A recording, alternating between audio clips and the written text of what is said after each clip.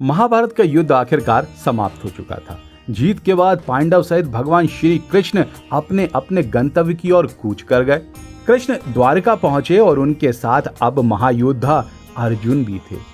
अर्जुन इस यात्रा के बाद बहुत थक गए थे, इसलिए विश्राम करने के लिए सीधे अतिथि भवन की ओर चले गए।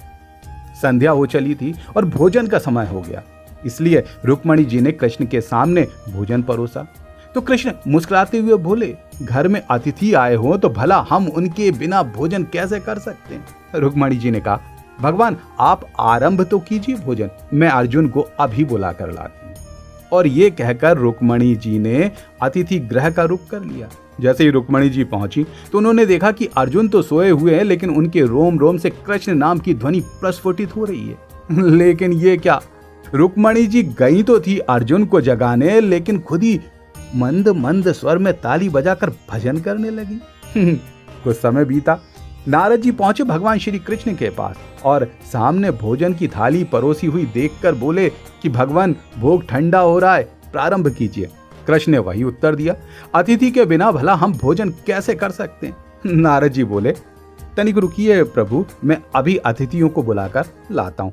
लेकिन ये क्या, जैसे ही नारद जी भी अतिथि गृह की ओर पहुंचे तो दृश्य देखकर वो भी चौंक गए और अर्जुन को जगाना भूलकर वीणा बजाना शुरू कर दिया।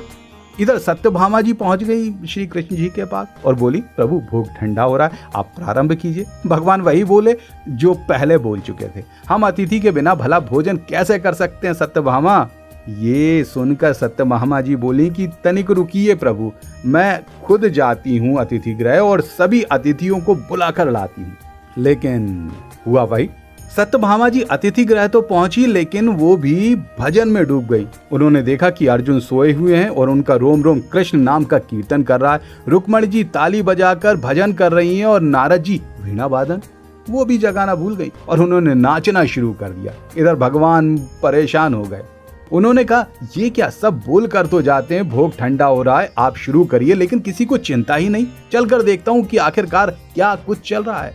प्रभु ने भी अपने चरण अतिथि गृह की तरफ बढ़ा दिए, लेकिन ये क्या, उन्होंने देखा तो वो भी चौंके बिना ना रह सके। स्वर लहरी चल रही है, अर्जुन सोते सोते कीर्तन कर रहे हैं, रुक्मणी जी ताली बजा रही हैं और नारद जी वीणा वादन कर रहे हैं और सत्यभामा जी वो तो नृत्य करती हुई दिख रही हैं।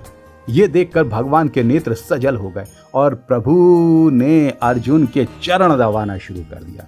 जैसे ही प्रभु के नेत्रों से प्रेमाश्रुओं की बूंदें अर्जुन के चरणों पर पड़ी तो अर्जुन छटपटाकर उठ गए और बोले, प्रभु ये क्या कर रहे हैं। भगवान बोले, हे अर्जुन, तुमने मुझे रोम रोम में बसा रखा है, इसलिए तो तुम मेरे सबसे अधिक प्रिय हो। गोविंद ने अर्जुन को गले से लगा लिया। लीलाधारी तेरी लीला, भक्त भी तू, भगवान भी तू, और करने वाला भी तू, और कराने वाला भी तू। तभी तो कहते हैं चरण उनके पूजे जाते हैं जिनके आचरण पूजने योग्य होते हैं। तो बोलिए ना दिल से, भक्त वत्सल श्री कृष्ण की जय।